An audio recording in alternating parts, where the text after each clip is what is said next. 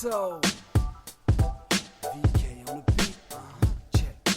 I'm in Toronto where you wanna get a city love. I'm from Toronto where you wanna get a city love. I'm in Toronto like we wanna get a city love. My city love me back for my city love. Welcome to episode 1157 of Toronto Mic'd, proudly brought to you by Great Lakes Brewery. Order online for free local home delivery in the GTA. StickerU.com. Create custom stickers, labels, tattoos, and decals. Palma Pasta. Fresh, homemade Italian pasta and entrees. The Yes, We Are Open podcast, a Moneris podcast production. The Advantaged Investor podcast from Raymond James, Canada. RecycleMyElectronics.ca. Committing to our planet's future means properly recycling our electronics of the past. Ridley Funeral Home. Pillars of the community since 1921. Canna Cabana. The lowest prices on cannabis. Guaranteed. And Sammy Cone Real Estate. Ask Sammy any real estate questions at sammy.cone@properlyhomes.ca. Cone is K-O-H-N, by the way. Joining me today, making his Toronto Mike debut, is the former longtime creative director of CHUM and CHUM FM, Larry MacInnis. Welcome, Larry. Welcome, Mike. Nice to see you, man. Were there any cannabis ads on Roger, Rick, and Marilyn's show back in the day? No, there were not. Although I was doing some creative consulting to Zoomer Radio on the new Classical FM for a few years, and they did have some cannabis ads on that station. CBD oil has a lot of therapeutic properties to them, and I would think like that demo in their arthritis would thrive with CBD. Yeah, well, they were actually selling the cannabis on the premise that it helps you sleep better. Yeah, well, it does. Yeah. And this was 2016 during the run up to the American election between Trump and Hillary Clinton. Right. And the idea I had, they never went with it. But the idea I had was the commercial starts up, and you hear "Hail to the Chief," which is always played when the president of the United States walks through. And it goes on, and then you hear the Master of Arms at the Senate say, "Ladies and gentlemen, the President of the United States, Donald J. Trump." And the announcer says, "Having trouble sleeping?" And that didn't fly, though. You were ahead of your time there. Okay. No. So we're going to get to know you, Larry, because your name, I don't think there'll be great name recognition. Like Larry MacInnis, who's that? But right off the top, if you don't mind, can I read a letter I got? It's an email, but I'm going to pretend it's a letter. It just sounds classier. Sure. But I'm going to shout out a gentleman. Tell me if you know this gentleman. Mike, and I hope I say his last name right, because I actually met him at TMLXX. Mike Ockamore? Right, Ockamore. Thank you. If you just hesitate long enough, your guest will tell you. Well, his name is so often mispronounced that I knew exactly who you were talking about. So Mike Ockamore, who I met, again, at Great Lakes Brewery. By the way, Larry, you're leaving here with fresh craft beer from Great Lakes Brewery. So Fantastic. It was worth the drive from Markham. Okay. Mike O, as I will now refer to him so I don't butcher it, sent me a lovely note about you. Can I read this to you? This is a great primer. So we get to know a little bit about you. And then you're going to take over. And I got some audio elements. And this is going to be an amazing episode for everyone who loves Toronto radio. So, again, these are Mike O's words. But Larry is the former longtime creative director of CHUM and CHUM FM. I had the pleasure of working with Larry for about 30 years. That's a long time. So once in a while, I'll do these sidebar tangents. I got to react to these things. He was my mentor and close friend.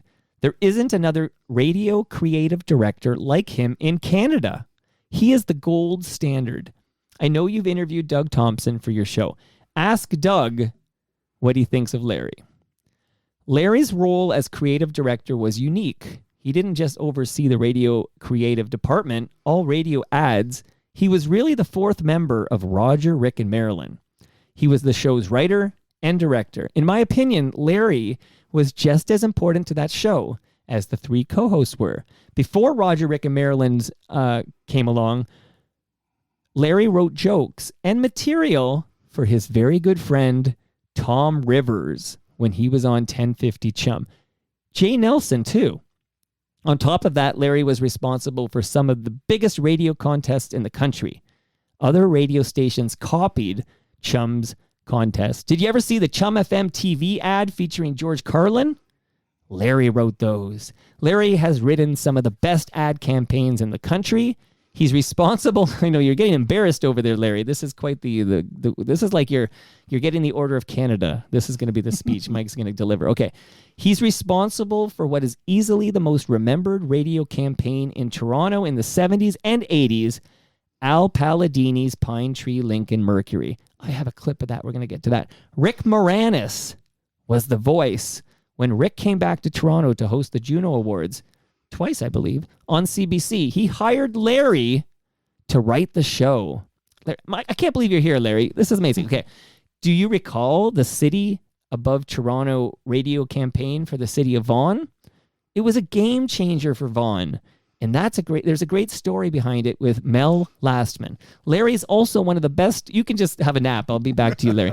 Larry is also one of the best storytellers I've ever met. And storytelling is vital to good radio advertising. No surprise that he's the best. Be sure to get his story about when Baseball Hall of Famer Reggie Jackson visited the CHUM FM morning show. He was at the Scorsese SCTV reunion. Larry, I do 90 minutes with you on that.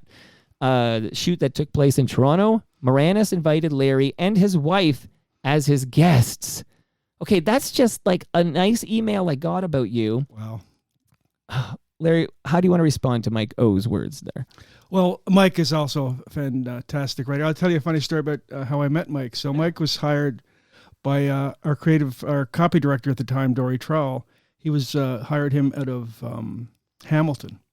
And this would have been 1985. And I come off the morning show. It's about 5 after 9, and Dory comes into my office and says, "Larry, I'd like you to meet the new writer we just hired, Mike Ockamore. Mike, I'm going to leave you with Larry to catch up, introduce yourself, tell Larry about your track record in Hamilton, etc." And then Dory left, and Mike sat down. I turned to Mike, and it was 5 after 9 in the morning. I said, "Do you want a beer?" Mike goes, "What, you want beer?"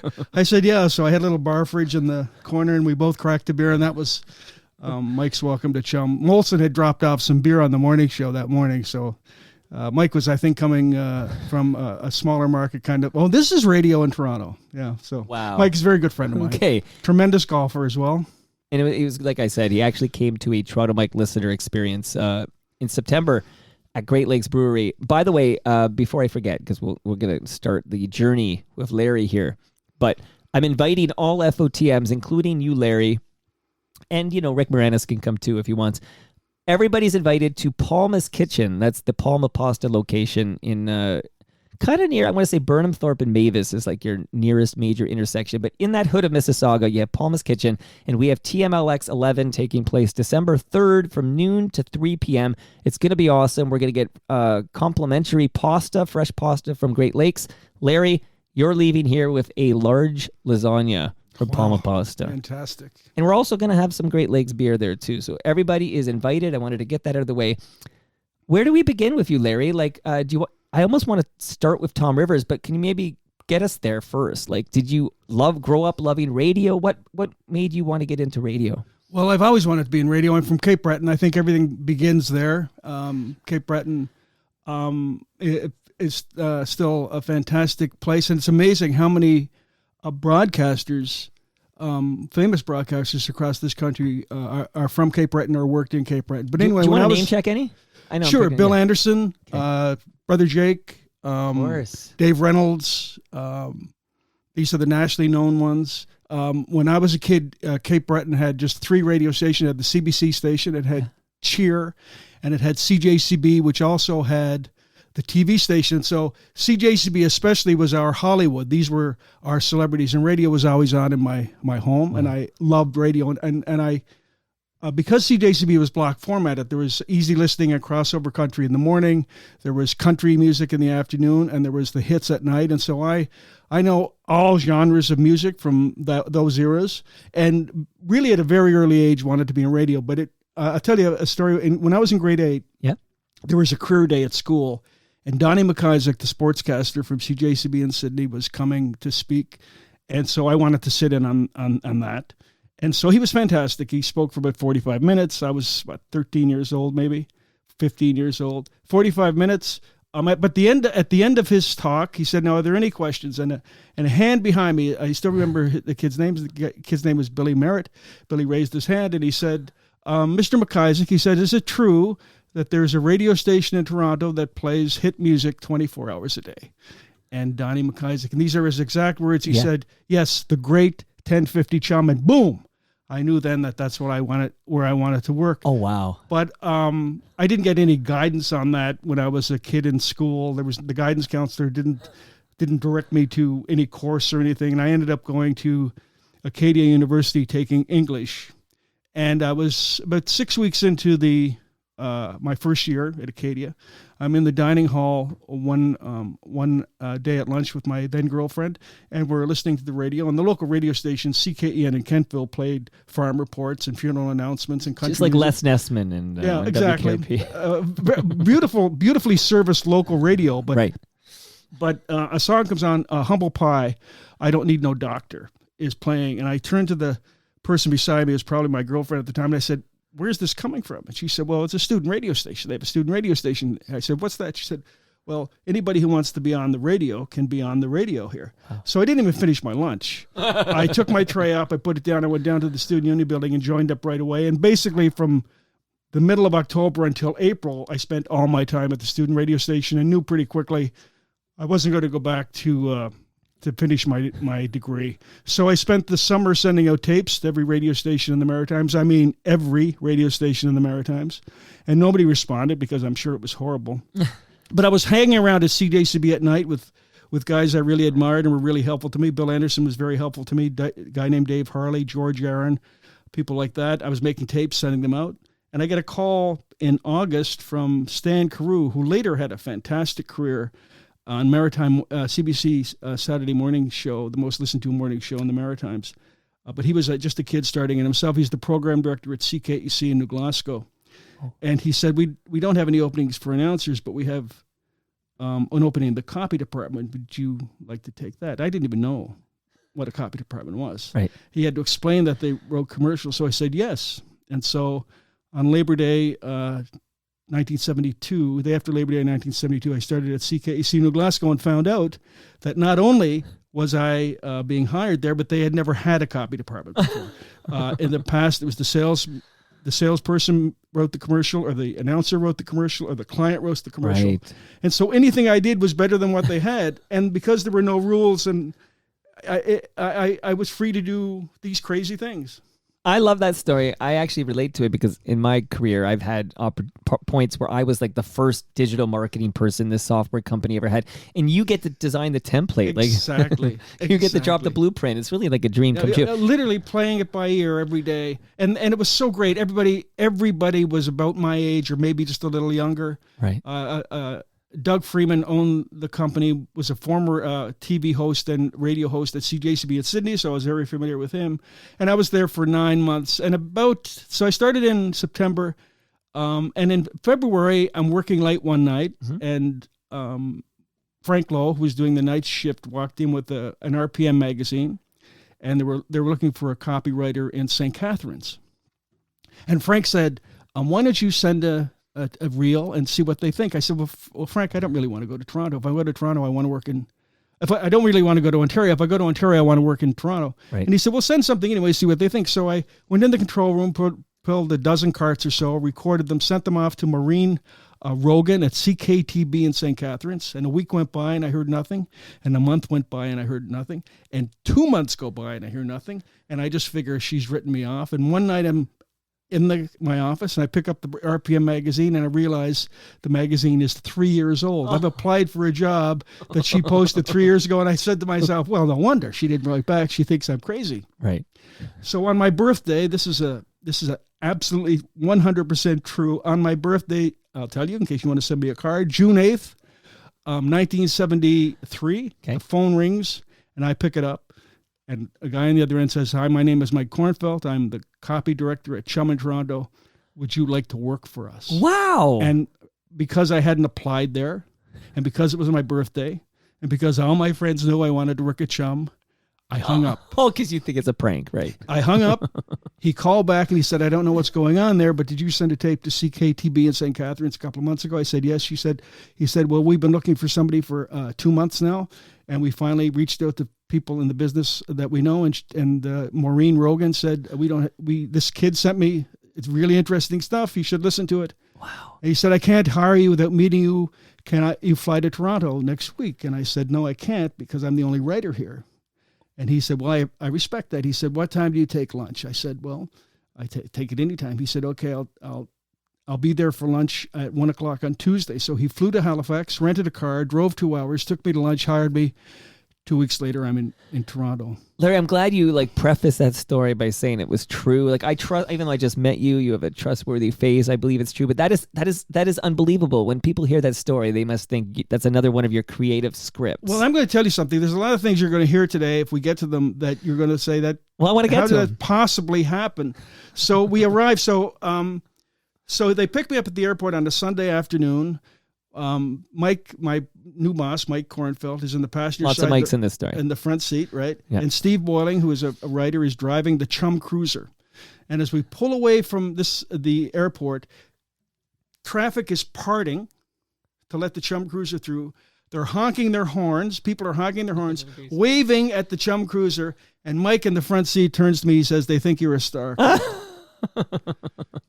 And John Lennon is here, and it was, that was my introduction to Toronto. But my boss was extremely hard on me, and I appreciate that now. Of course, as an adult, I appreciate the fact that he saw this kid with talent and no skills, because I had nobody to teach me in Glasgow. Right.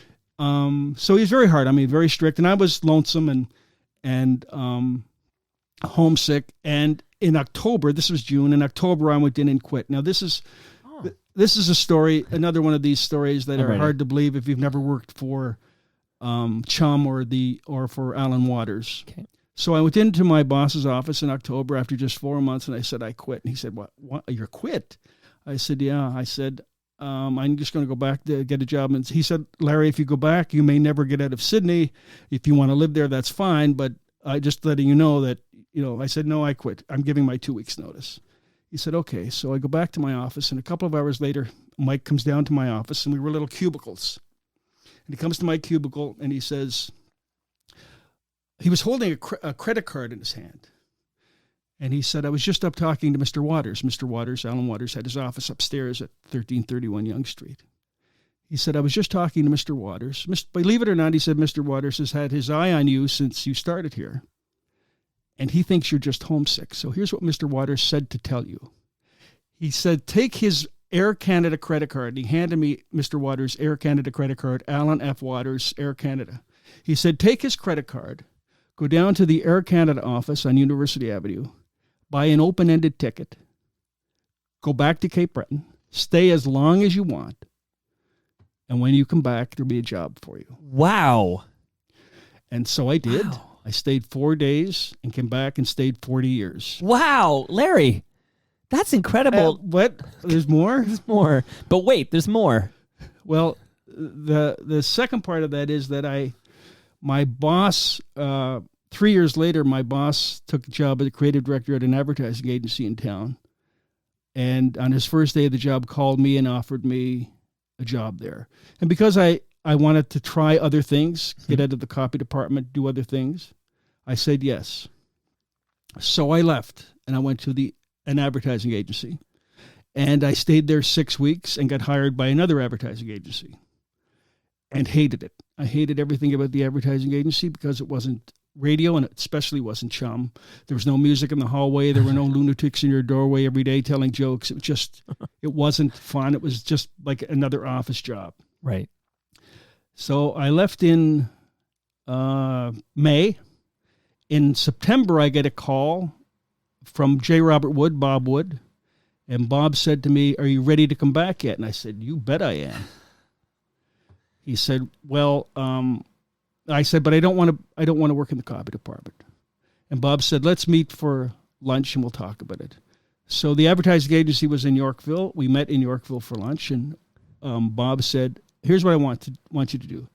He said, I want you to make a list of all the things you want to do and what you want to be paid for it, and I'll sign it. Wow. I was 23, and of course, when you're 23, you don't realize how lucky you are. Right. So I did. I went home. I just been married, and I went home to Lynn, and I said, she said, well, you'll be a fool not to make a list and tell them what you want to be paid for it. I said, so I made a list. I said, well, I want to do a morning show. I want to write a TV show. I want to do a film. I want to do TV advertising. I want to write radio contests. I want to work with everybody and for nobody. And this is what I want to be paid for it. And Bob and I met again, and Bob looked at the list, and he said, sure, we can do that. And I was back at CHUM in 2 weeks and stayed there until 2013. This story... And by the way, yeah. Just so everybody who knows me and knows CHUM and work with me knows that CHUM kept their word on every single thing that I asked for. Within years, I was writing for Jay Nelson. Bob called me in one day in 1978 and said, Jay wants to know if you would like to write jokes for him. I said, absolutely. And so I started doing that. I worked on the video history of rock, which went to high schools all over Southern Ontario. I wrote the CHUM 30 for TV. I wrote all of CHUM's TV commercials and all of those things for years. But the most important lesson of the story is they kept their word on everything.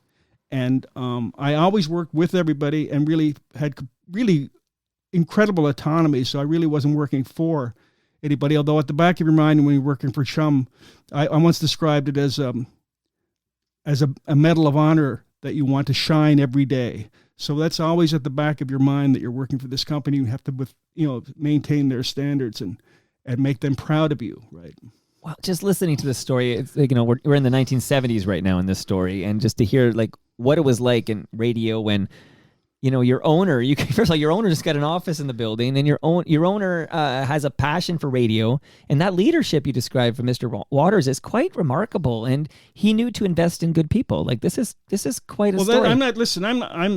Believe me, I'm not the only one that similar things happen to. Right. What, especially Mr. Waters and Fred Sherratt and that era of leadership did was they invested in talent. Mm-hmm. And they formed talent. They were really interested in young talent. And having no skills was actually, I think, to their mind, probably a benefit because they could form you into a kind of a CHUM person. And that's what they did with me, and they did with so many other people. The thing that didn't last, if you could have all the talent in the world at CHUM, but if you were bad in the hallways, if you're a negative person, if you had any of those kind of negative qualities, you never lasted there. And so you were always working with not only great talents, but good people.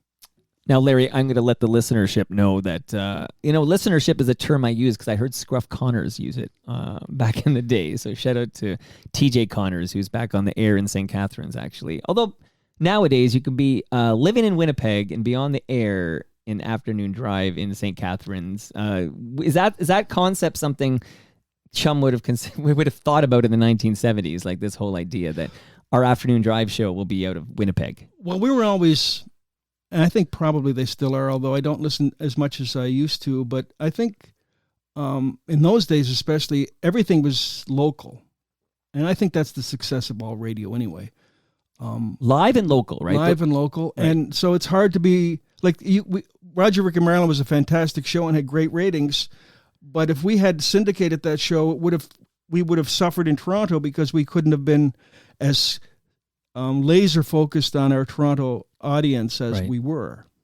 Well, no, you're preaching to the choir here. Nowadays, you have, let's say, for example, a Roz and Mocha show based in Toronto that's heard in several different Canadian markets. It's I mean, we'll get into a bigger conversation here about what's changed, but your story is, today outside of the CBC, when we think of radio stations, we wonder, like, which cable company owns it, or does Chorus own that station? Like, it's quite a different story than being able to, pop in the office, the boss handing you like a credit card and saying, go home and come back when you're ready. It's well, yes, that didn't happen. That wouldn't happen now, but I don't think it happened very many places then. Right. So that is one of those rare kinds of things. And I was blessed my whole life and still am to a certain degree, is that people see, especially when I was younger, saw things in me and potential in me that I didn't see in myself, and I get, I'm so eternally grateful for that, and just the ability to work and the opportunity to work with so many great people over the years. Well, I want to hear about these great people. I know we have some audio, so that's why I addressed the listenership, to let them know I do have some audio elements loaded up here, so you can literally call for them. I'll play them. I added a couple myself just to spice things up and surprise you here and there. But I'm ready to play these. We're going to go in order, but these audio elements I'm playing, this real talk here is only possible. I'm going to thank a couple of sponsors very quickly. I just want to thank, we talked about, cannabis ads off the top, and I will let everybody know in this country that Canna Cabana will not be undersold on cannabis or cannabis accessories. Over 140 locations across the country. And stickeru.com is where you go to get your stickers, your decals, your temporary tattoos. You just upload your image. You get this great quality product. I have for you, Larry, a Toronto Mike sticker courtesy of stickeru.com. That's for you, buddy. Fantastic. Lots of great swag coming your way today. I'm not even done. I'll save some more for later. Okay, so in this journey, you help me out here because you do spin a good yarn here. Now, how do I get you to working with the gentleman I used to wake up to as a young man, but I was not listening to him on 1050 because I'm not quite that age, but I was listening to him on CFTR. But what can you tell me about Tom Rivers? Tom Rivers was a 10-year-old boy in a 400-pound body, and that was all his charm. He was just delightful. When I started at CHUM, Tom was doing afternoon drive, and then he left in 1976 to go to Los Angeles, San Francisco, and eventually ended up in Alaska as the program director. And during the Iran hostage crisis, it was Tom and his cohorts at this little radio station in Alaska. They did a parody of Barbara Ann called Bomb Iran, and he became notorious all over the world with that. But anyway, when Jay Nelson was retiring from CHUM, and his last show was Christmas Eve 1980. About a month before that, Bob would call me in his office and said, I'm going to tell you who we're hiring to replace Tom, and I'd like you to write for him. And replace Jay. I said, he said Tom Rivers. I was so thrilled because I was a huge fan of Tom's. And Tom and I had been friendly when he was here earlier, been at the station earlier. And so when Tom arrived just after New Year's in 1981, he moved into my office. We shared an office. And Tom's idea of the kind of show he wanted to do was modeled on his experience at KFRC in San Francisco, where Dr. Don Rose was doing the morning show. It was a lot of one-liners and characters and sound effects. And Tom brought me into that kind of orbit. And so I wrote all his characters and his one-liners and things. And that's where I got the nickname that about 20 years of CHUM friends call me Larry Gagman. And that was given to me by John Rohde, actually. John came from Alaska at the same time Tom did to host the morning show on CHUM FM. So they kind of came together as a combo. So a couple of days writing Tom's show, in that very first week he was there, Tom showed John some of the material I've written for him, and John said, "You're not Larry Hagman, you're Larry Gagman." Larry Hagman was on Dallas at the time. Of course, yeah. And so Tom made that stick by making Larry Hagman my kind of on-air name, and then it became the name that everybody at the station called me, and it's become kind of a name that I'm still called by some of my friends from that era. So that's where Larry Gagman came from. But Tom, I would get up at 3 o'clock in the morning, and I've always written everything that day. I very seldom ever wrote anything the day before, because the way I worked was I'd get up at 3 in the morning, be at the station at 4:15, write the morning show on the run for Tom. I did similar things for Jay, but not to this extent, because I wasn't writing that many characters for Jay. But I was writing characters for Tom, Marshall Tucker and Roach and Swami Rivers and all of those characters, as well as the one-liners that Tom would do. And we had fantastic on-air producers, technical producers in those days that made that show really kind of like a radio version of the Muppet Show, where Tom was kind of like Kermit, and the world revolved around him and his characters. Right. Guys like Kevin Putnam and Al Trickey are two I remember who did fantastic work for us in that era. And so I would work there until the show would be over at 9 o'clock, and often I would have a nap, and this continued for my whole career there. I would have a nap and then spend all day at the station doing my other jobs, which were the creative director aspects of contests and promotions and things like that, meeting with clients and program directors and everything. And so that continued for about 6 months. And then they decided they wanted to go in another direction on the show. And we changed the show completely. I still continue to do it. And we brought in a guy named Bob Humanick, who was a good friend of Tom's and had worked in Toronto radio previously. And at CFGM, he had been creative director there. And we did about another 6 or 8 months doing that kind of a show. And then they pulled me off of that show and pulled Bob out of the show. And went to more of a kind of almost like a classic rock morning show where Tom was just introducing records, introducing them and backselling. That was kind of sowed the seeds of Tom leaving the radio station. He didn't agree with the programming changes, and there were some personality conflicts, and so Tom was gone. Well, he was a big personality. So, Yeah. I mean, I do work closely with Larry Fedoric, and so I do get quite a few. He worked with Tom later and at CFTR, and then again at Mix 99.9, I believe. But so I have a vibe, and also Mike Cooper was here too, and he told a couple of Tom Rivers stories. So that when you're that, I think you have an expiry date when you're that kind of a character, right? Like you can't just go somewhere for 40 years. Well, Tom was very, very good at everything. He was very good as just a straight ahead disc jockey. He was very good as he did his own voices and his own character work. He was also a very good comedy writer himself, and but he was the Pied Piper. If you were on Tom's team, you were on Tom's team, and you would do anything for him. He really had tremendous leadership ability within the radio station, and so you kind of marched to Tom's tune because you're on Tom's team, and that was fun. But he wasn't always on the same team as management, and so that could be tricky. Be tricky. But a fantastic person. I went to the Super Bowl with Tom in 1981, yes. Remind me who was in that Super Bowl. Cincinnati and San Francisco. Oh, right, yeah. And the Bengals got hammered. It was like... Yeah. Well, the Bengals were getting hammered in the first half, and they came back and almost won in the second half. Oh, is that right? Okay. But Tom knew somebody who knew somebody, and we ended up going on the bus with a Molson-sponsored bus full of bartenders and Tom and I. And we stopped over in Sarnia overnight, and then we went into Pontiac, Michigan on the Sunday to the game. And Tom had a very small 8 or 9 inch TV that sat on his lap throughout the whole game, so we could watch the replays and everything. And so we had a fantastic time. And Tom baked a chocolate cake and filled it with about half a pound of marijuana, and sat on his lap crossing the border.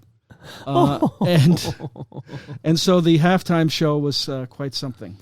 I can only imagine. Yeah. By the way, are you still in contact with John Rohde? You dropped his name, but I would like to talk to John, but he seems to be off the grid, maybe. John is so gifted and such a fantastic guy. John now owns a winery in Prince Edward County, and hanging out with like Bernie Finkelstein and Steve Anthony. He's very, very busy. He's got his sleeves rolled up and his tractor oiled, and he's working all the time in his vineyards. I correct me if I'm wrong, but he would do the voiceovers on Much Music, right? Like I feel like John Rohde's big voice was one of those voices. Well, John has a very conversational style. Okay. He might have done some voiceovers on Much Music at one point.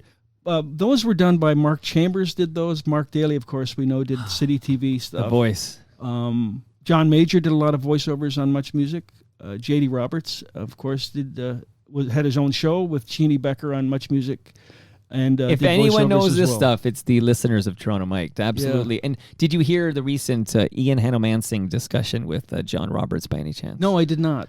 All right, there's something for you to catch up. I'm going to play I want to play a little of the voice because you said it. Let's see what I have here. The following program contains adult themes, nudity, and coarse language. Viewer and parental discretion is advised. There's a little Mark Daly for you. There's the voice. So Tom Rivers, Mark Daly, these are two gentlemen. They were very good friends, by the way, Tom and Mark. They worked together at CKLW. The Big 8. Yeah. And we lost them both far too soon. Far too young. Along with Jay Nelson there as well. Well, we lost far too soon as well. But keep dropping these names. I just love to hear these old radio names. Okay, so what's next for you, Larry? And then remember, if there is a piece of audio that makes sense for the story you're at, just call for it. Let me tell you a little bit about the Al Palladini story. Okay, yeah. Al Palladini will not be familiar to people who are younger, but I'm surprised at how many of my clients or I think new you got to be 40 clients- plus, I think. But it's amazing to me, even to this day, when somebody finds out, if I'm in a meeting with a client, because I do mostly copywriting these days, if I'm in a meeting with a new client or I'm meeting somebody for the first time and they find out Al Palladini's name comes up, they'll come right back and say, "Any Palladini is a pal of mine." I would say that. It's one of those things that has stuck. But so what happened was part of the promise that, as I said, Bob Wood made to me was that I would get to do film work. And that came about when CHUM decided to do the video history of rock and take it to high schools all over Southern Ontario, which they did over a 3 or 4 year period. But we produced it at CKBB at CKVR in Barrie, the TV station. They go off the air at 1:00 in the morning, and Roger Ashby and I and Bob McMillan, who was the production manager at CHUM at the time, we would hop in Roger's Firebird, and we would drive to Barrie, and we would. As soon as they went off the air, we would start working on the film. In those days, it really was film. Very early days of video, just basically almost pre-video. And we would work until they signed on again in the morning. Then we would go to the hotel and sleep till the afternoon, get up, have dinner, and then go back into the TV station and work again. Wow. So we did that for 2 days a week for 14 months. Wow. And the film got made, and it was one of the things that you can only do at a radio station that has those resources. But during that period, while I was working on that film, a sales guy came into my office one day, a guy named Bill Cross. He said, "Larry, I've got this car dealership that I'd like you to do a demo for, Pine Tree Lincoln Mercury." He said, "They live way out at Weston Road and Highway 7. And I said, "Well, Bill, I'm going to Barrie tonight, and I won't be back until Friday. But I'll be here till 10:00, and I'll be happy to maybe give the guy a call and see what I can write between now and then." He said, "Sure, I would appreciate that." So I look at the information sheet that Bill has given me, but there's no phone number on it. So I call directory assistance and I say, "Can I have the phone number for Pine Tree Lincoln Mercury?" She says, "Just a second, sir." And she comes back and gives me the number, and I call the number, and the receptionist picks up the phone and says, "Good evening, Pineview Pontiac Buick." What happened was, right across the street from Pine Tree Lincoln Mercury is a dealership called Pineview Pontiac Buick, and even the directory assistance operator was confused by it. Right. I wasn't very, very old or experienced in those days. I think I was probably 24 or 25, but I knew I had to do something to set them apart. And so I looked further down the sheet, and I saw the contact name, and the contact name was Al Palladini. And I've told this to my students since at Humber and Seneca, and every time I've done a seminar, like angel dust from heaven. As soon as I heard Al Palladini in my head, "Any Palladini is a pal of mine," fell from the heavens for me. And so I knew I was going to build the entire campaign around the name Al Palladini, and I was going to make Al Palladini a comic character. Self-deprecation really works, especially when you're doing advertising for yourself, and I knew that I was going to use Rick Moranis on it.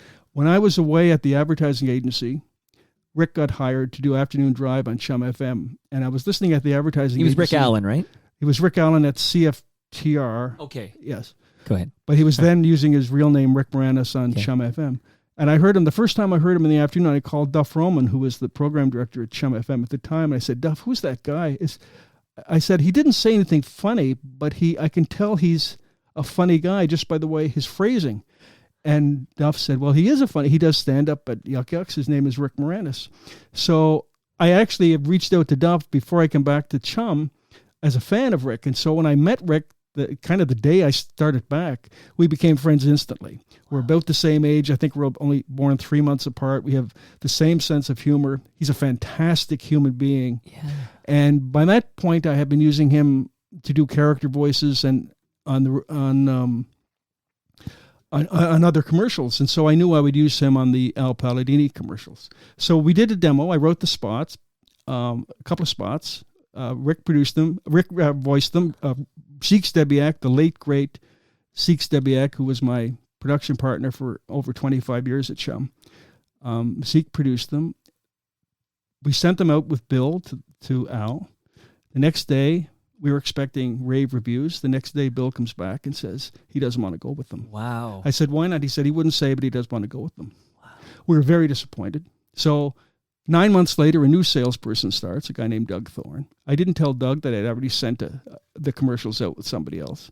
I bring Doug into my office. I play him the commercials. I said, "Why don't you pitch these?" He says, "I would love to pitch those." So he goes out, comes back the next day. He says 2 things. Al doesn't want to go with them, and B, stop sending guys out with them. So 5 years go by. 5 years go by. I'm sitting in my office one day. The phone rings, and the guy says, "Hi, my name is Vince Gianblanco. Are you Larry MacInnis?" I said, "Yes." He said, "You wrote commercials for Pine Tree Lake and Mercury." I said, "Yeah, but many, many years ago." He said, "Well, we've been doing Al's Italian language commercials for Chin Radio and his print ads. And we've been trying to get him to do mainstream radio for years. And I and my creative director were out at his dealership last night. And we were, again, pounding on him to go with mainstream radio. And finally, my creative director said, Al, have you ever done English language radio?" And Al said, "No." But he said, "But there's this, somebody at CHUM had been sending me stuff years ago." And they said, "Do you still have it?" Al said, "Well, I'll look." So Al went to his filing cabinet, and one of the cassettes that I had sent out, he still had. He put it in the machine. And this is the way Vince explained it to me. He said, "My creative director is sitting there beside me, and he's looking at the ceiling. And we play the commercial, and then it ends. And my creative director says to Al, please tell me that you haven't been sitting on these commercials for 5 years." And Al says, "Yeah." He said, I like them. He said, "And everybody here likes them." He said, "But my wife hates them. And she says they're making fun of her family." And the creative director said, "Al, they're going to make your family famous." So this has always bothered me, Mike, about radio and advertising agencies. I sent 2 different salespeople out. Right. We got the brush off. Right. As soon as the guy from the advertising agency says we should run them, they were on the air. Right. And so they made an instant impact in Toronto radio. He went from the 11th biggest dealership in Southern Ontario to the 2nd biggest dealership in Southern Ontario in 6 months. And all he changed was, and so it got to the point where about a year after they started running. So he'd run in the spring and in the fall. Yeah. And very successful. They were on, and he bought big. He bought 6 or 7 top line radio stations, heavy rotation. We'd run 4 at a time. So because they're full of jokes, we didn't want them to burn out. So there's a lot of different ones. I think we ended up doing about 60 different ones. Wow. So about a year later, Al invites me and Zeke Stebiak out to dinner in Vaughan at a restaurant called Rosa's to thank us for the commercials. So we're sitting there at dinner, and the whole time we're having dinner with Al, he's signing autographs. This is a car dealer, right? With people coming up to him during dinner to sign autographs. And then, of course, a couple of years later, he runs for the legislature in Ontario, and he told me this story as well. He said the first time he ran, he would go door to door, and he would knock on the door, and as soon as they would open the door, he would say, "I'm running for the provincial legislature." They would start to shut the door, and then he would say, "I'm Al Palladini." He said half the time they would invite me in for dinner. And then Al had put it best. He said, Al said, "I don't know whether you knew what you were doing, Larry, at the time." He said, "But you figured out that you didn't have to sell cars." And that's true, Mike. We never mentioned a price or a model. It always ended the same way. Visit Al Palladini's Pine Tree Lake and Mercury at Weston Road and Highway 7, because any Palladini's a pal of mine. We never mentioned. The only exception was he'd have a barbecue sale every spring. We called it Have a Weenie with Al Palladini. And they would have to close traffic in what was then about to be Vaughan. Okay, and well, so yeah. I'm dying to play this thing. Well, so this is one. Like I don't have them all. I have Doug Thompson is very good. Doug has archives of everything, and Doug recently sent me a whole bunch of Al Palladini spots that I didn't really have in my own collection. I sent this to Rick when I got it from Doug, and Rick wrote back. He says, "Yeah," he said, "this still brings back lots of funny memories." When this was recorded, I think this particular spot, Rick was in London making Little Shop of Horrors. Wow! And Al flew him back to record a new batch of commercials. That's how much he had invested in Rick and the success of these ads. This is just one of them, and they were all basically the same as this. The conceit was that Al was making fun of himself, and as Al said to me later, he said, "What I realized, Larry, is that you don't have to sell cars. You just have to sell me, because if they like me before they meet me, then I can sell them a car. and he did. So this is just one of them, one of my favorites. At Al Palladini's Pine Tree Lincoln Mercury, you can lease all makes and models. Don't tell my wife about the models part. Al Palladini has become a household word. Uh-oh, we better call a plumber. I think I plugged up the Al Palladini. And in the words of Al Palladini's mother, Al Palladini's Pine Tree Lincoln Mercury is the best Pine Tree Lincoln Mercury ever owned by a son of mine, who I still call Albert. I don't care what he says. visit Al Palladini's Pine Tree Lincoln Mercury at Weston Road and Highway 7, because any Palladini is a pal of mine.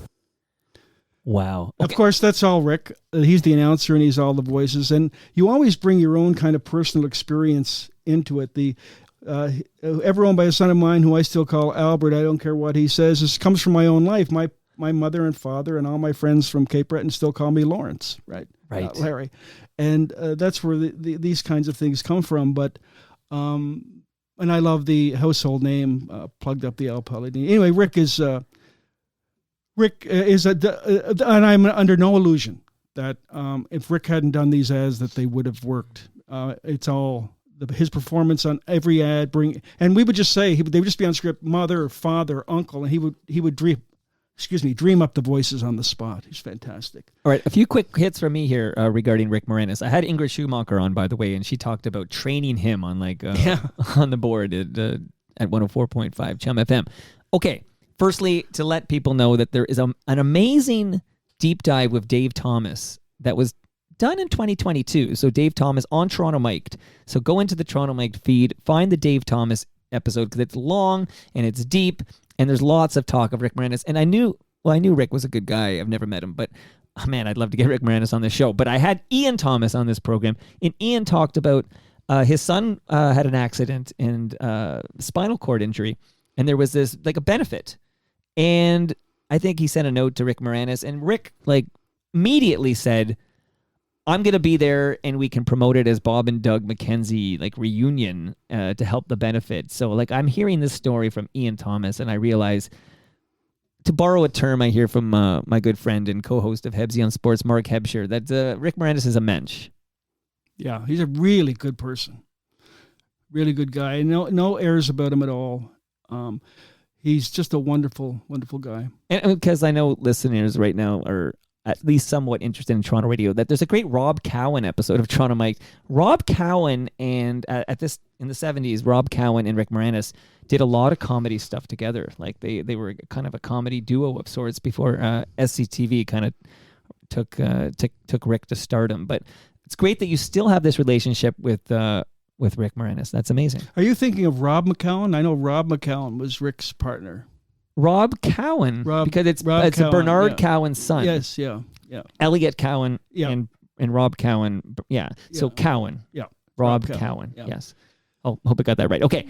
All right, Larry. So the Rick Moranis story I wanted to get, but is Rick the reason? I'm going to just jump around a bit because I mentioned Dave Thomas, but one of the questions I had for Dave was, where is this Martin Scorsese SCTV documentary? I was very excited when they filmed it. I heard Rick was going to be there, your friend, and that's how you got there. We're going to talk about it. But I mean, it's clear at this point that Martin Scorsese, who's a great filmmaker, of course, one of the greats, but he's sitting on this, and I don't think I'm ever going to get to see it. You were there. What? Do you have any idea? Any insight? It was fantastic. It was on stage. At the Elgin, I think. Yeah, Winter Garden Theater. Yeah, Winter Garden. Yeah, and it was all the cast were there on stage, and they sat down, they reminisced about, and they each played their favorite episodes. And Jimmy Kimmel was the host, and Jimmy Kimmel had his favorite episode is my favorite. Everybody kind of featured their favorite bit and talked about it, and Jimmy Kimmel's favorite bit and my favorite bit of all of the SCTV bits is the bit where Rick Moranis is playing Mike McDonald singing harmony to... He runs in and does the quick... Ride Like the Wind on Christopher Cross, and then gets in the car. I love that one too. Yeah, and they drives to another location and just get there just in time to be harmony on another hit. Anyway, they played that, and they played a whole bunch of stuff.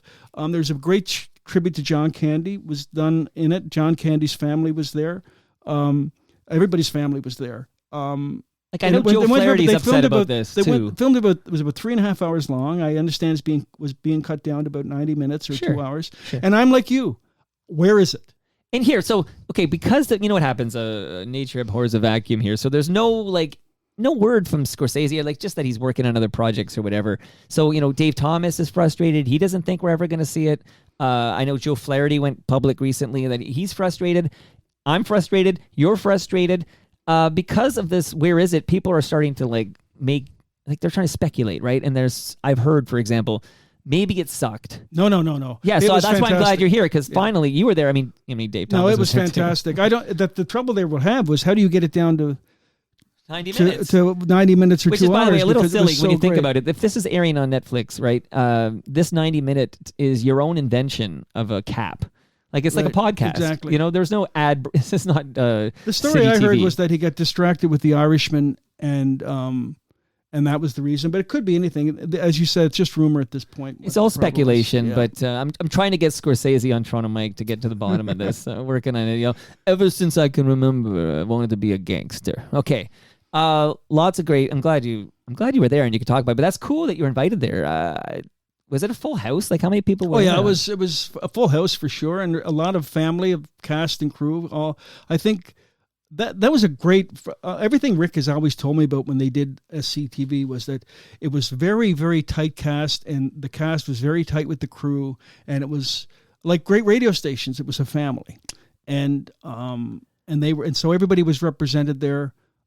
It was really first class. There was a cocktail party afterwards. Wow. It was first class all the way venue, down. It was great. So you had, of course, everybody. Was there anyone, like any obvious people missing? Maybe they couldn't make it, but Catherine O'Hara was there, I'm guessing, and Eugene Levy's there. No, Catherine and Eugene and Rick and Dave and Andrea was there. They were all there, as far as I know. John, of course, had passed, but his family was well represented, and as I said, there was a tribute to him in it, and his family. You know what? I'm angry now. I want to see this. Yes, no, it's great. It's great. I gotta make some calls after this, Larry. Okay, I just checked. This is amazing. I think we could do 6 hours, but I don't have 6 hours, so we have to get these clips. But can we get Roger, Rick, and Marilyn in place here? Can you tell me, how do you end up working on that show, and how does Roger, Rick, and Marilyn come to be? What an iconic brand of like Toronto morning show.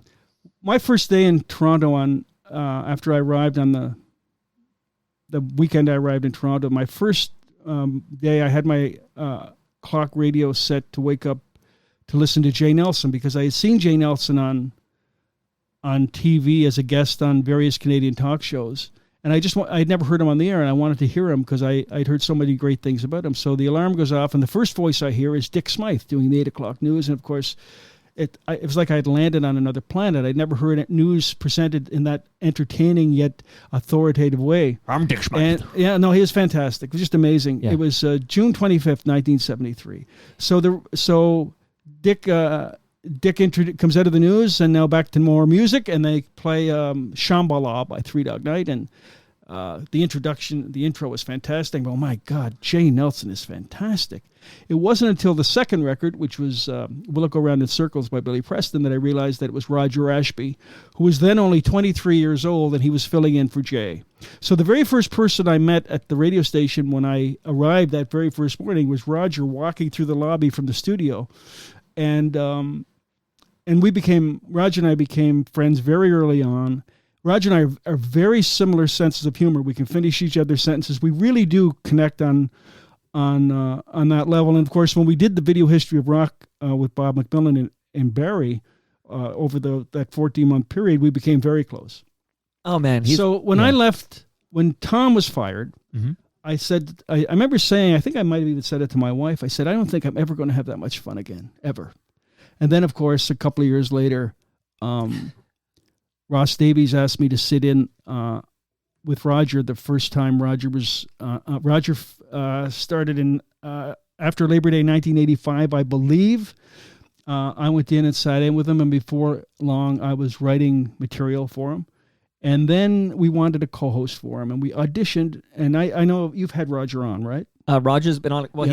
He's been over here, but also he joined me for an episode I should cross-promote here, which is episode 1050. Right. So he was one of my guests for 1050. And if people want to we had a bunch of great people from 1050 Chum on that episode. And then the aforementioned Doug Thompson's, he came over and did like a 90-minute with clips, and it's amazing. And I tagged that on the end. So if you're hungry for more 1050 Chum chatter, go to episode 1050 of Toronto Mic'd. So Roger and I were friends before we ever started working that closely together. And then I know he's told you the story about auditioning for a co-host. And Marilyn was hired initially just to do traffic and come in and chat with Roger a couple of times an hour. But within a couple of weeks, we realized that she should be in that room all the time. And so she became a hit very quickly, and they connected right away. Roger, Rick, and Marilyn, and Tom Jokic, who was our producer. Who's also an FOTM. I just need to shout out the FOTMs. But Rick as well, by the way, has been over a couple of times. So you know that these people are great people and great radio people, and we were really a tight, and still are. We still are consider ourselves family, even though we're no longer working together.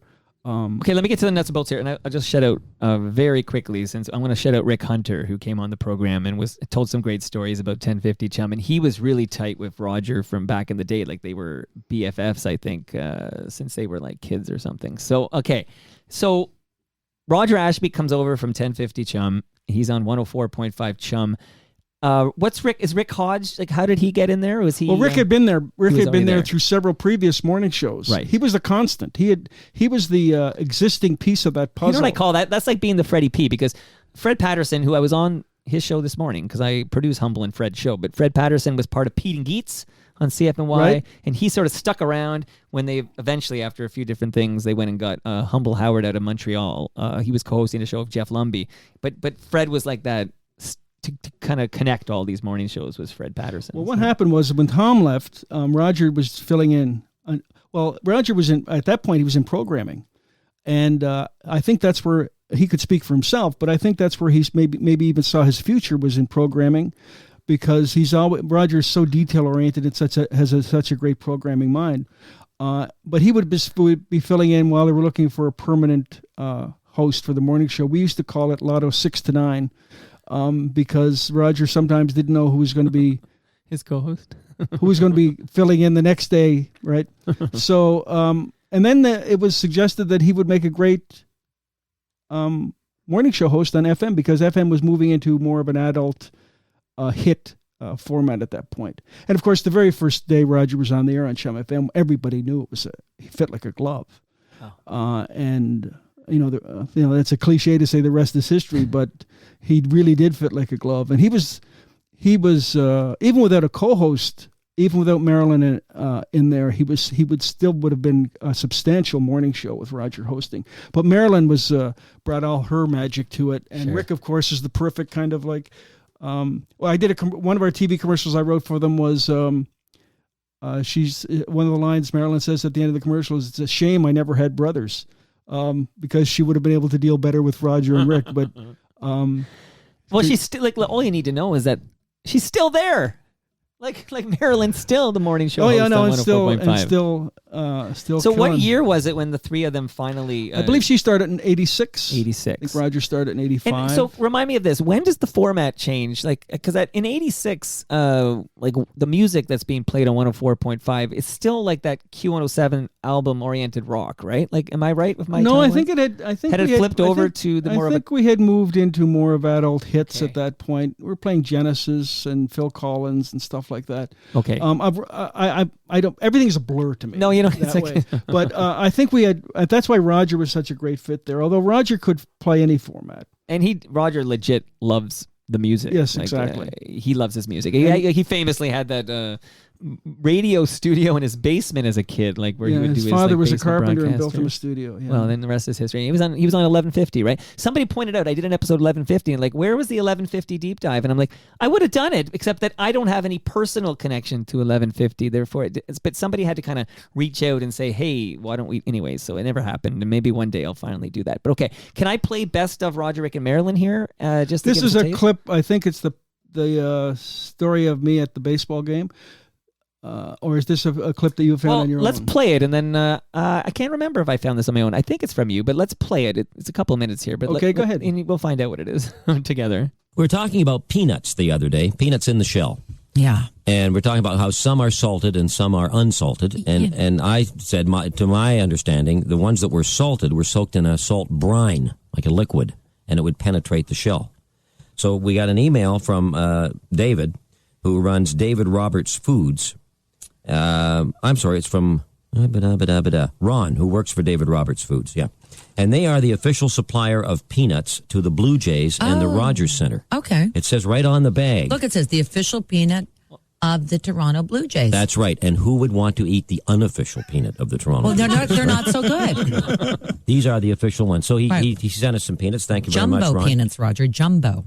And he said, you're right, they are soaked in a brine, but he said they're also vacuum. They're put in a vacuum tank. They're soaked in a vacuum tank where they actually get the salt to penetrate the shell by sucking it through, and then we take and slowly dry the peanuts for over 4 hours when they are finally ready to be roasted. So it's quite a procedure. It is, and that's why they're so good. And worth every second of it because they're so fantastic. Yeah. Now, you can get salted and unsalted. I to tell you the truth, I prefer the unsalted ones. Mm-hmm.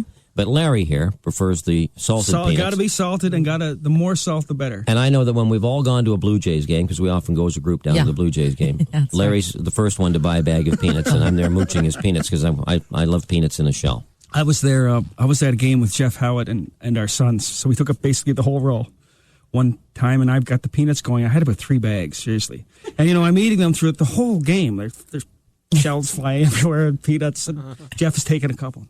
I looked down about the 7th inning, and in front of me, in the row in front of me, the seats are a little lower. Yes, they are. Mm-hmm. Yeah. There's a girl, I'd say she's about 18 or 19. She's wearing a hoodie sweatshirt. And the hood of her sweatshirt is filled with peanut shells. So honest to God, the hood was there. It looked like somebody was selling them in a hood. So I give Jeff the elbow, and Jeff goes, "We got to get out of here." I go, he said, "Well, if she puts her hood up for some reason while you're sitting behind her, she's going to know." So you know what we did? We left before the game was over. Oh yeah, because I didn't want to be there when she stood up and. Why did you just? She pulled the hood up and there'd be nothing. Seriously, it looked like a war at a zoo. Well, you couldn't tell her. You couldn't bring it up. It'd be very embarrassing. No, you just had to get the heck out of there. Okay, she's listening right now. She's That's going, funny. "You're the one." Yeah. That's a great story. And really, the seats are really close too. Word of warning: don't go to a Blue Jays game wearing a hoodie. No. Right. And yesterday we're eating peanuts in here. I looked below Larry's chair over there. I think he thought he was a Jack Astor's. All over the floor. Wow, there's some Larry MacInnis on Roger. Actually, at that point, there's no Rick, I suppose. But Rick was there, but he was. He was there because in his office. They called it the Rogers Center, which timestamps it for me, Rogers Center. But okay, so let's do that quickly here because I'm still calling the show Roger, Rick, and Marilyn, even though only the M is there still. Okay, so Roger, Rick, and Marilyn, and this story's been told in great detail if you listen to Rick Hodge's first appearance on Toronto Mike. But Rick Hodge got he left, basically. He decided it was time to leave. He got a good offer from Standard, and he was going to be on 1010 and Easy Rock.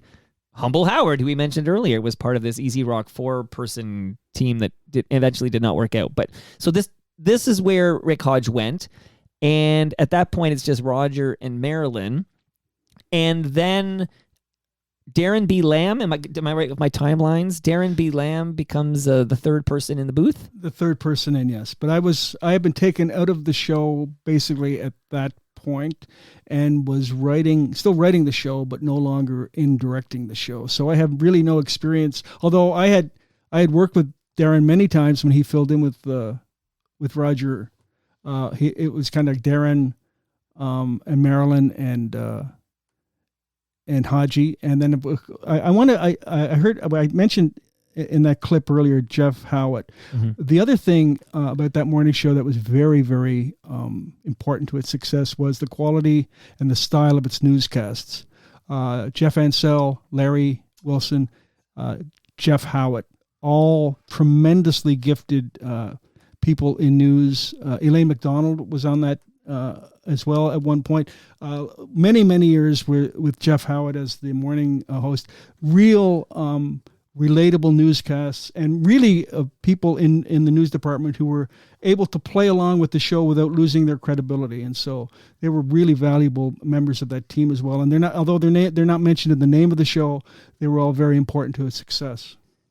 Now, you obviously won't have any answers here, except that it's one of the great Toronto radio mysteries, which we talk about. Mike Cooper actually says a great deal about this, as does Maureen Holloway on Toronto Mike. But sort of the mysterious CHFI disappearance of Darren B. Lamb is one of those stories. So go check out those episodes for more. I'm going to play clips. So this one I did bring to the table because I think this is interesting.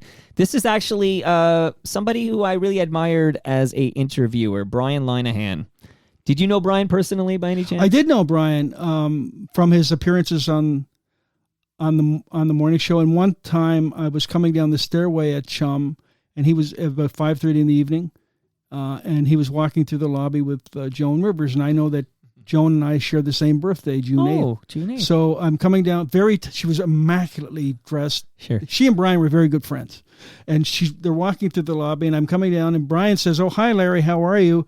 Would you like to meet Joan?" I go, "Joan," I said, we have the same birthday," and she said, "Different year, I bet."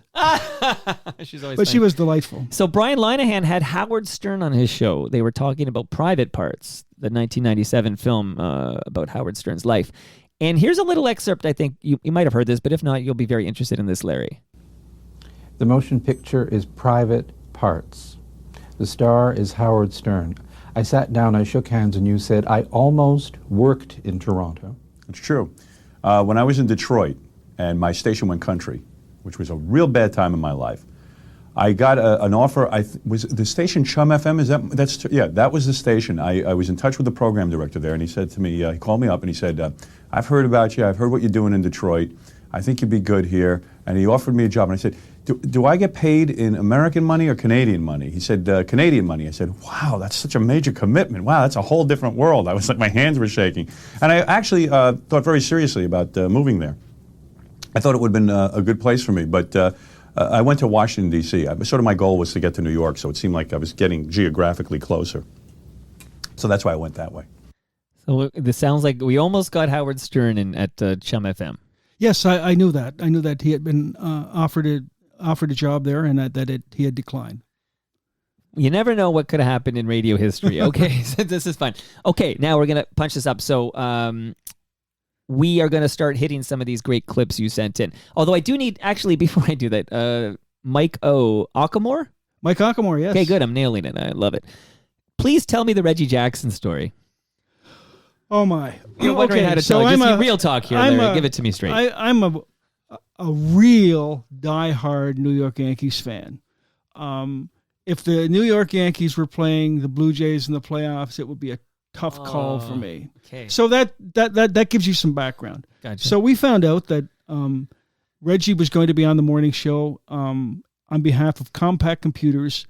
The staff of Compaq Computers had gotten together and done bake sales and raffles and things all year, and they were going to donate $10,000 to the CHUM Christmas Wish. And we were very excited that he was coming in to present it on the morning show, and of course I was very excited to meet him. So he was. We were told he was going to be in the station about 7:30. He was going to go on the air with Roger, Rick, and Haji at 10 to 8.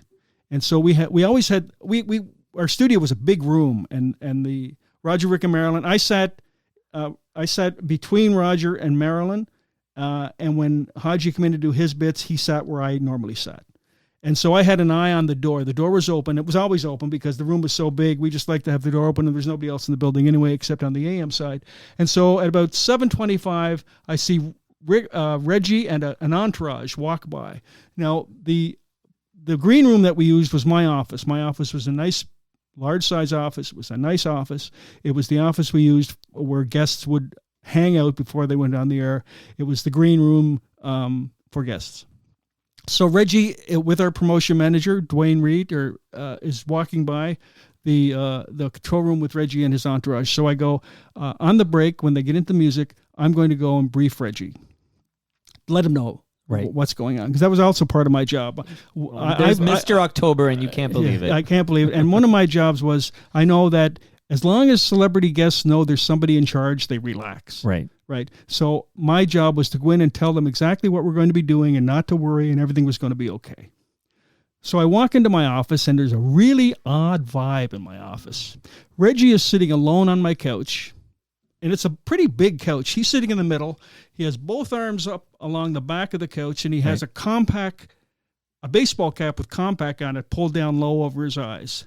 And over by my desk, farther away, nowhere near Reggie, is the entourage. They're kind of all gathered around looking at their shoes. Okay. It's very odd vibe. Right. But I walk in, and I'm all joy. I walk in, I say, Reggie Jackson, my name is Larry MacInnis. I'm so excited to meet you. I hold out my hand, and I hold it out, and I hold it out, and I hold it out. It's just hanging there. Oh. And Reggie doesn't raise his head or from under the brim of his hat, and he goes, right. Wow. Okay. But I keep smiling, and I go, Reggie, you're going to be on in about 10 minutes. I've written the names of Roger Ashby and Marilyn Dennis beside right where you're going to be sitting, so you don't forget their name, and it's going to be easy. We all love you. Right. Right. So I run back into the control room, and I say to Roger and Marilyn, I said, we may have a problem with Reggie. So they said, no problem, we'll deal with it. So the time comes to put Reggie on the air. So I go back to my office. Reggie's sitting on the couch. The entourage is looking very uncomfortable. I say, okay, it's time to go. Reggie stands up off my couch. I said, just follow me. So we go to my doorway, but instead of turning left to go to the CHUM FM control room, Reggie turns right to go which is where the AM control room is. And I put my hand on his shoulder lightly to redirect him, and he cocks his fist, pulls back his arm, and looks like he's about to hit me. He's going to slug Larry MacInnis. This is exactly what happened. I said, oh, Reggie, not a problem, Reggie, but the studio is this way. So we go into the control room. Reggie sits down in my chair, and my notes are there for him in great big letters so he doesn't forget. In the interview, Reggie deliberately mispronounces Marilyn's name, deliberately sounds like he doesn't want to be there, dishonors the people from Compact who have done all this work for months to make this donation. In the middle of all of this fiasco, I go to the back of the control room. Standing at the back of the control room is a big man in a suit. He looks like a Secret Service agent, and he's actually got an earplug in his ear. So I go up to him and I say, hi, how are you doing, Larry MacInnis? He goes, hi. I go, and what are you doing here? He goes, well, we've been working in shifts with Mr. Jackson since he came to Toronto. We had a guy work with him for 8 hours, and I've been working with him since midnight. I've been with him since midnight, and my shift with Mr. Jackson will finish at 8 o'clock in 15 minutes. I say, how's it going? And he doesn't, looking straight ahead to where Reggie Jackson is sitting without changing the look on his face, he goes, what do you think? Reggie Jackson is the only celebrity in the long history of CHUM that I know of, that since I was there, who has ever said no to doing an ID for the CHUM Christmas Wish. And all it was, hi, I'm Reggie Jackson, and I believe in the CHUM Christmas Wish. Madonna did it. Elton John did it. George Harrison did it. All of these huge celebrities did it. Prime ministers have done it. Reggie would not do it. And Mike Ockamore had a similar ugly experience with him, trying to get him to record an ID. So Reggie, it's so terribly disappointing to me because I've met literally... You never meet your heroes, right? Well, no, but I'm telling you, Mike, I've met probably over 1,000 celebrities in all my years. Sure. Up close where I had to direct them. I remember Kathy Lee Gifford was in one morning, and I'm doing the same thing with her. She was delightful. She was promoting something. She's sitting in the chair ready to go on the air, and I lean over and I said, we're going to be on in 5 minutes. We're going to talk about this. We're going to talk about this. We're going to talk about this. And she goes, you're Gelman. I said, no, I'm Gagman, but I do the same job. But that's what it is. I've never met Tony Bennett. Spent 20 minutes in my office with me, and he couldn't have been more delightful. Yeah. People you sometimes think who come with a bad reputation turn out not to be bad people, right? But Reggie was really horrible, and well, that's disappointing, Larry. It is. It is disappointing, and then I find out, of course, after the fact that I'm not the first or probably the last person that Reggie's ever been rude to. No. And, there was that famous instance where he almost killed the Queen, but thankfully Leslie Nielsen stopped him from doing that. And the Queen ended up living a good, long life recently. Shout out to Ridley Funeral Home, pillars of this community since 1921. All right, now I need the City Above Toronto story, and then I want to play that great okay, so clip. that came directly out of Al Palladini. So the success of Al Palladini when the city of Vaughan decided they were going to become a city, they had been Maple and Woodbridge and a whole bunch of other smaller communities. They were amalgamating into a city and calling themselves Vaughan, and they wanted to do advertising. And at that point, Al Palladini was on the board of trade there, and personal friends with the mayor Lorna Jackson, and recommended me. So I go out with a producer, and we sit down for about 2 hours in Lorna Jackson's office, and she gives me all the stuff that you would expect her to give me information-wise. It's close to the airport. It's close to transportation hubs. It has low taxes, blah, blah, blah, blah, blah. And I go away and I write, and it's a mistake I've made, but try not to make. I wrote what I thought she wanted. And so it was a good commercial. I don't remember the details of it, but I go back 6 weeks later to present it to her and her committee. And I do my whole presentation. I read the commercial, and there's a long pause. And she says, Larry, I could have got anybody to write that. I wanted the guy who wrote Any Palladini Is a Pal of Mine. Right. And that was actually liberating. I said, okay, great. I'll come back with something.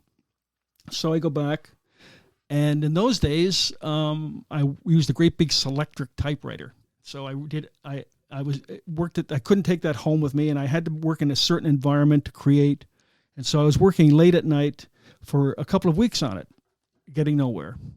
And finally, I realized that I don't even really know where Vaughan is. I've driven there back and back a couple of times, but I really have no idea geographically where it is. So I go in the newsroom, and Bob Summers, who for years did traffic reports on both CHUM stations. And absolutely, shout out to Amber Pay, who's an FOT. And Amber as well did traffic, but Bob was working that night. It was a Sunday night, and he was working there late because of cottage country traffic. Right. And I said, Bob, can you explain to me exactly where Vaughan is? And we had one of these great big roll maps on the wall. The nuns who taught me in high school, in school, had one as well. Great big map, sure. Huge map, as big as the biggest TV you can think of. And it was on a roller in the newsroom wall. And he pulls it down, and he walks over to it, and he says, "That's Lake Ontario, and that's Yonge and St. Clair where we are, and that's Markham where you are, and way over there to the northwest, it's not even on the map. That's Vaughan." And I look at it and I go, it's above Toronto. Boom. And then I realize, oh my God, that means two things. It tells you exactly where it is, and it tells you exactly what it is. And it tells me that I have to bring Toronto into it if I'm going to make the point. So I don't believe in comparative advertising unless you're nice to the other guy. Because if you splash mud, the mud always gets splashed back on you. Right. So I realized, well, I'm going to be kind of sly about it. I'm going to do a comparison between Toronto and Vaughan, and I'm always going to say nice things about Toronto. I'm just going to make Vaughan sound just a little bit better. And a guy named Greg Johnson produced this commercial. He also recorded the Mookie Mash, sang on the Mookie Mash, which was for Mookie Wilson, and Rock and Robbie, which were two songs we did for the Blue Jays. But Greg Johnson produced this commercial, and this again was. I'll tell you the Mel Lastman story after you play this. Okay. But this again was hit with like a bomb in the city when it aired. Toronto is a wonderful city filled with over 2 million wonderful people. Vaughan is also a wonderful city filled with wonderful people and lots of horizon. Toronto has many street corners where you often see talented artists displaying their paintings in very ornate frames. Vaughan has the McMichael Canadian Collection. Toronto has a midway and exhibition where dozens of skilled barkers hawk their wares, and you can ride a charming antique roller coaster for 3 weeks every year. Vaughan has Canada's Wonderland. Toronto has Canada's tallest buildings standing shoulder to shoulder in front of the harbor. Vaughan has the Courtright Center for Conservation, Boyd Conservation Area, and Black Creek Pioneer Village. Toronto is a wonderful city. Vaughan is above it. The city above Toronto, the city of Vaughan. If you'd like to know more about Vaughan, the city above Toronto, encompassing Woodbridge, Thornhill, Concord, Maple, and Kleinburg, call the Vaughan Economic Development Department at 832-8521. Vaughan is close to everything, including perfection. Oh, that jingle. Yes. So, after that hit, there was a lot of talk about Vaughan, and put it on the map and delivered, and it ran heavy again on all radio stations. And one day I'm sitting in my office and the phone rings, and I pick it up, and it said, a voice says, "Can I speak to Larry MacInnis?" I said, "Speaking." He said, "Larry, this is Mel Lastman." Mel, at that point, was the mayor of North York before they amalgamated. Right. And I said, Mr. Mayor, nice to talk to you again. Mel had been in many times on the morning show to promote the North York Winter Carnival. He was always a delightful guest, very, very knew how to entertain and knew how to play radio, and he was fantastic to have on. He said, Larry, he said, I'm calling about I'm given, this is the phrase he used, he goes, I'm given to understand that you're responsible for those City of Vaughan commercials I hear everywhere. I go, yes, Mayor, I wrote those. He said, Hazel is very upset. She was on CFRB the other day on the talk show, and she did nothing but complain about those commercials. I go, well, there's nothing I can do about that, Mr. Mayor. He goes, and he says, I have kind of a beef about them myself. I go, what? He goes, well, he said, you say in the commercial that North York, that Black Creek Pioneer Village is in Vaughan. I go, yes, it is. I said, some of it is in North York, but most of it is north of that, and it's in Vaughan. He said, I'm going to tell you something, Larry. He said, the only part of Black Creek Pioneer Village that's in Vaughan is where the horses turn around to take a piss. And he laughed. And then he said, would you like to do some commercials for North York? Oh. And I said, absolutely. And my very good friend of mine, a guy who had worked at CHUM, a guy named Bernie DeBrookie, who had been the creative director at the Big 8, CKLW, and later worked for us at CHUM and worked with me on Air Herald, which is another. I'll play that next. Another bit we did for the Jay Nelson show. So Bernie and I wrote this great campaign for North York, where Mel just is telling lie after lie after lie. So the premise was he's sitting in his office, the phone rings, somebody calls from Switzerland and says, is it true? We're thinking of moving to North York. Is it true you have great skiing there? And then Mel says that the biggest mountains in Canada are at the corner of Yonge and Shepherd. And then he opens the window and yodels, and the echo comes back. Right. And they never aired because they amalgamated with Toronto, so we never got them on the air. But Mel was a fantastic guy. Mel was a guy, when he met me to talk about doing those commercials, he met me in his office and was asking all about myself and my family and everything. And then I met with him a month later to present the creative.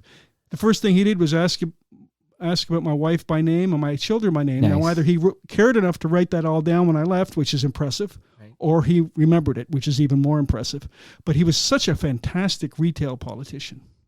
Absolutely, yeah. Shout out to Ridley Funeral Home there as well. So I'm going to play the Air Herald. I want to give you one more gift real quick here. So you've got the Palma Pasta Lasagna. You got the Sticker You Sticker. You've got the beer from Great Lakes Brewery. That brown box that your hand is on, that is courtesy of Moneris. That is a wireless speaker for you, Larry, to take home with you using Bluetooth. You can listen to some great music and some great podcasts.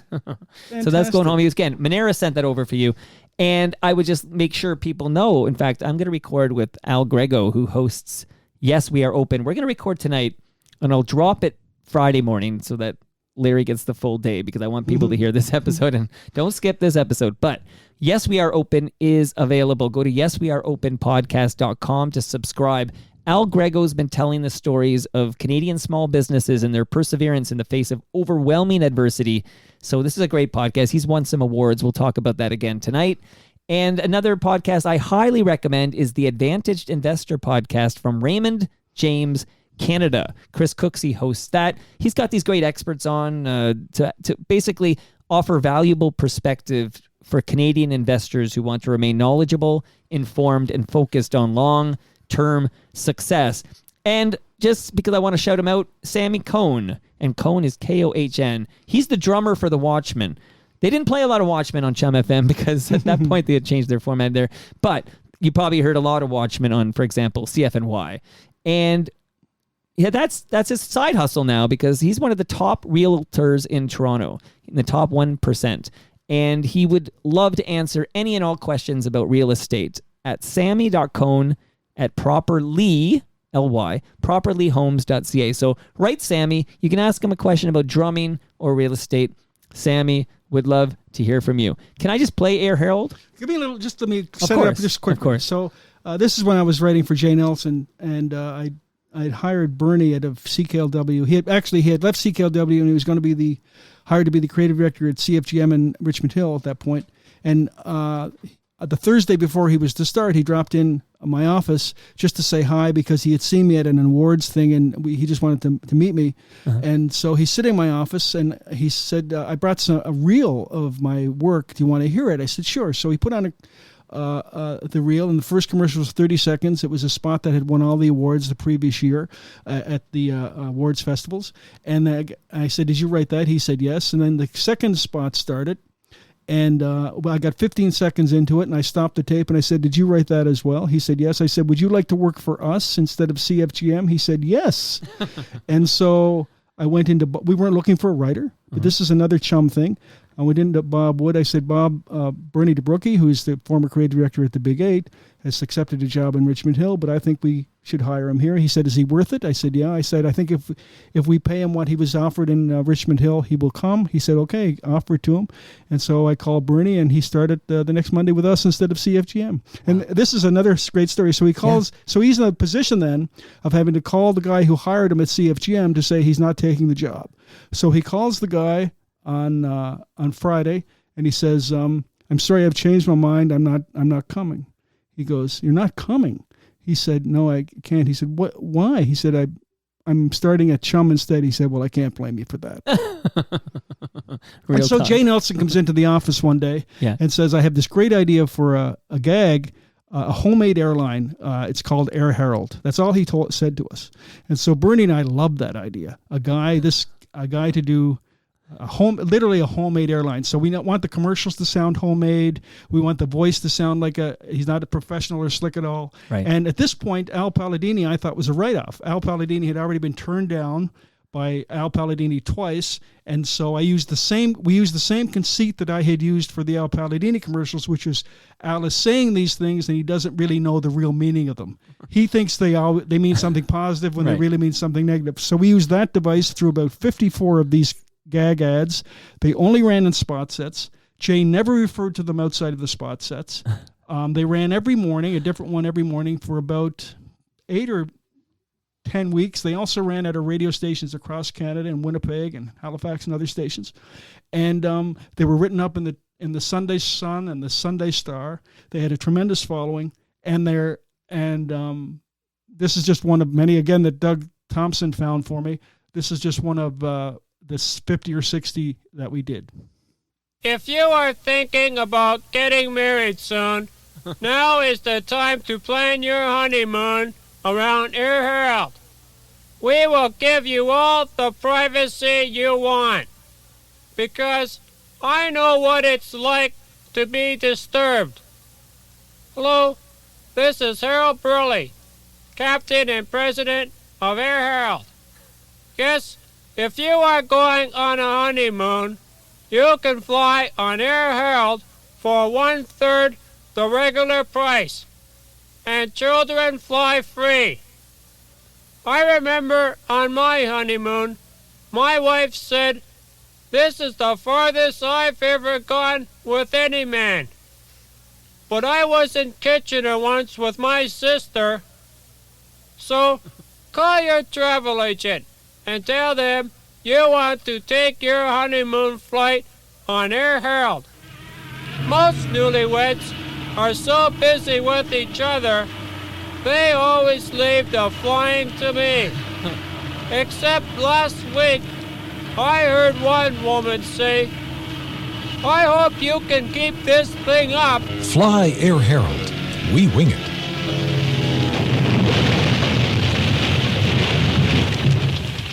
You know, people remember, because I get notes, you know, there's not a lot, I don't know if you know this, Larry, there's not a lot of coverage of radio and radio history out there. Like, so I've become kind of a place people go to hear people like Larry MacInnis on for, 90 plus minutes talking about CHUM and CHUM 1050 CHUM and CHUM FM. And I take this responsibility very seriously, but I do get notes about Air Herald, which I don't have any personal memories of Air Herald, but I'm glad that we can kind of the funny thing about that is that we always had some kind of special. This was the newlywed special. We had trips to the Super Bowl. We had trips to Russia for the Olympics. We had trips to Hollywood, but they always said, call your travel agent and ask for Air Herald. And so what happened was, people knew it was a gag, obviously. But they would still call their travel agent and ask, and the travel agents would call us and laughing about it, say, we got another call today. And so everybody was kind of in on the joke, and that kind of made it, kind of united. And we gave away flight bags, which all they were brown paper bags with a rubber stamp that Bernie and I had made up that said, Fly Air Herald, we wing it. And we gave away 1,500 one morning, and while they were still lined up all the way up Yonge Street to get them, we had to run down and get more paper bags, and we were making them and stamping them in the office while people were coming to pick them up. So it was just crazy. You just jogged my memory on something that Roger Ashby told me during that episode 1050 I alluded to earlier. So episode 1050 of Toronto Mike, and Roger was talking about he's got bricks from that building, because now it's condos, right? No. Did you get anything from the building? I have an on-air sign from one of the studios that's now at home, and Jeff Howitt has an on-air sign that he has in his basement on his washroom in his basement. So when his basement is in use, the light comes on and says on air. So amazing. Everybody got. Actually, I don't know if even Mr. Surratt knows this, but I went up on the last day before they tore down the building, and I got the chair out of Fred Surratt's office. So I've been sitting in. I've always wanted to sit in Fred Surratt's chair, and I know I've been sitting in it. Since I think 2009 or whenever it was we moved. So I have Fred's chair in my office, and I have an on-air sign as well. Good for you, Larry. All right, Matt, my friend, we have a couple minutes here. I've got like 5 clips, but if you call for the one you most want to speak about, if you can recall the audio. I have a list here. Okay. Larry's Choice, we'll call this. Larry's Choice. I'm going to do it's a promo, for the Little Richard promo. Okay. So this is for the Roger Ashby Oldies Dance. And this goes back to the kind of the camaraderie we had at the radio station. Remember when I started there in 73, we had 2 of the greatest radio stations in the country playing 2 diametrically opposed formats. On one side, you have Terry Steele and Jay Nelson and Scott Carpenter and Roger Ashby playing Tie a Yellow Ribbon Around the Old Oak Tree. Mm-hmm. And on the other side, you have David Marsden and David Pritchard and Pete and Geets playing Pete and Geets playing Dark Side of the Moon by Pink Floyd at the very same time. Right. So, but there was always intermingling in the hallways because we were all of the radio station was all on one floor. Not like these days where you go to a corporate radio station and it's siloed, where production may be in the basement and the writers are on the 4th floor and the sales people are maybe in another building. Right. Everybody was always in everybody else's business. And when I tell people what was the magic of that place, 1331 Yonge Street, it's just that we were always in each other's business. So there was always somebody in the hallway telling a joke, or in your office telling a joke, or if you had an idea, you're running up and down the hallway telling everybody and getting feedback. And often Mike Holland, who was doing middays on 1050 CHUM in those days, or no, he was doing middays, but he was coming on at 10 o'clock. So Roger, Rick, and Marilyn are on the air, and Mike just walks in one morning on the morning show, and without telling us, just bursts into a Little Richard impression. Okay. And so it goes on for about 3 or 4 minutes, and it's hilarious. And at that point, I was tasked with doing a promo for Roger Ashby Oldies Dance. And so it occurred to me after the show that if I could repurpose a portion of what Mike had done on the air on the morning show, right, on Roger, Rick, and Marilyn show, I could make a promo out of it. So Bob McMillan produced this. Gore James is the voice, the announcer voice, and the rest is Mike Holland as Little Richard. And now, here to talk about the Roger Ashby Oldies Dance for the United Way at the Palais Royale is Little Richard. Out of all the songs that were ever put out, it was Tutti Frutti that did it for me. Oh, that's great. But I think, Richard, we should say that the Roger Ashby Oldies Dance is coming up Saturday night, September the 20th. I wrote Tutti Frutti. Everybody steal Tutti Frutti. Uh-huh. Everybody do Tutti Frutti, but who get the credit? Do you think I made any money back then? Well, okay, Roger Ashby's Oldies Dance, that's what we're here talking about. Tickets are $10 each at Studebakers, and they're available here at CHUM FM also. I was on a bus. Yeah. Tutti Frutti, oh Rudy. Tutti Frutti, oh Rudy. That was one of the band members, and I knew I had myself a hit. But I'm sure you want to tell everybody to dress up for the Roger Ashby Oldies Dance. We came to a stoplight in the bus, right? Mm-hmm. And somebody hit the brakes real fast, and I went over 4 seats at once. Wop, bop, a loop, bop, a lop, bang, boom. You can hear the laughter in the background.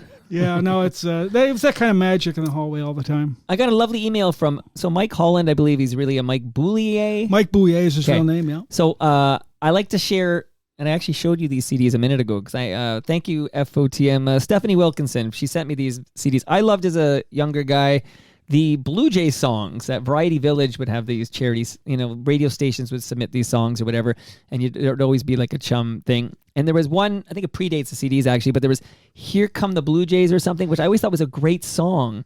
And then I got this and I shared it on TorontoMike.com, and I got this lovely note from Mike Holland about how that was him, I guess. Yes. He's quite a singer and musician. Yeah. And it was great. And it's great to hear from him. And did you have anything to do with any of these Blue Jays Variety Village singles? The Mookie Mash, that was produced by Greg Johnson, who also did the City of Vaughan commercial for me, and Rockin' Robbie, which is based on Rockin' Robin. Was they won't play that Robbie one anymore. What's that? They won't play that one anymore. No, but I was involved in those, but not the writing of them. I was just kind of involved in my creative director aspect. It's just kind of like making sure they got done. But they were very successful for us as well. Amazing, Larry. Honestly, these stories were impeccable. So Mike Ockamore was correct. I would love the chat. So before I play us out here, and we got to take that great photo by the tree. So I got to get you your lasagna out of the freezer anyways. But I just want to let you know how much I enjoyed this. Like, I love geeking out on Toronto radio history, and I'm glad I can share this with the universe so we remember these great moments from 1050 CHUM and 104.5 CHUM FM. Well, thank you, Mike, because I've enjoyed many of your podcasts, and I'm honored to be included. And before we do play us out, I want to find out, did you decide to just leave? Why are you no longer? Like I would say, former legendary creative director. I got packaged out because it was when Bell Media bought Astral, they had redundancy, and they kept Pat Couliari, who's a friend of mine. Pat is a fantastic writer as well. And I was ready to move on anyway. I was 60 years old. I'm doing all kinds of work now with Durham Radio in Oshawa. It's at The Rock and I love The Rock. 96. I saw Lee Eckley last weekend. Lee is on The Rock. Rusty Those are. I'll tell you just if I might quickly. Go ahead. Yeah. Just quickly. Sure. Durham Radio is one of the best kept secrets in Canadian radio. It's a little outside of Toronto with these really great radio stations. Not corporate ownership. Doug and Mary Kirk are the primary owners of the company. Right. It reminds me very much of 1331 Yonge Street, in that the employees are all on the same floor. Everybody's in everybody else's business. Everybody's having a good time. Doug they Elliott's still have there. a Christmas party. Doug Elliott is there. I've been there because my buddy Bob Willett was there, and I went for a tour and stuff. You're right at the airport's right there. It's right, a It's at cool location. It's at the airport. Who else? Some Chum people are Craig there. Venn Benji Crush is there. Craig Venn's there. He's an FOTM as well. But yeah, so just Saturday night, I'm at Rusty, and boom, I was where was I again? It'll come back to me in a minute, but I had a club seeing Rusty, and there was Lee Eckley, and I was very excited to see Beef there. So yeah, it is a great Lee station. Is, great. No, those stations are great, and I also did work with Moses Neimer at his stations, and they have great people there as well. So I've been very busy. I have my own advertising clients across Canada, so it's good. All's good for me. Well, long may you run. Thank you. Absolutely. By the way, Sneaky D's is where I was. You'd think I could remember where I was Saturday night, but I had a great time. Shout out to Cam Gordon, who was there with me, and thank you again, Larry. I loved this. And that brings us to the end of our 1157th show. You can follow me on Twitter. I'm at Toronto Mike. Tell us where can we keep up with you? Do you have a website, or do you want us to connect with you on LinkedIn? How do we connect with Larry MacInnis? I'm on Facebook. I don't really have a website. People get a hold of me just through word of mouth, so that's the way I like it. That's the way to go. So if you want to get a hold of Larry, you got to go through me. I'm the gatekeeper here. Okay. Our friends at Great Lakes Brewery are at Great Lakes Beer. Palma Pasta is at Palma Pasta. Sticker U is at Sticker U. Monaris is at Monaris. The next episode features Al Grego. We're going to talk and kick out some jams. It's going to be amazing. Raymond James Canada, they're at Raymond James CDN. Recycle My Electronics are at EPRA_Canada. Ridley Funeral Home are at Ridley FH. Canna Cabana are at Canna Cabana _. And Sammy Cone Real Estate is at Sammy Cone. See you all tomorrow with Al. Everything is coming up.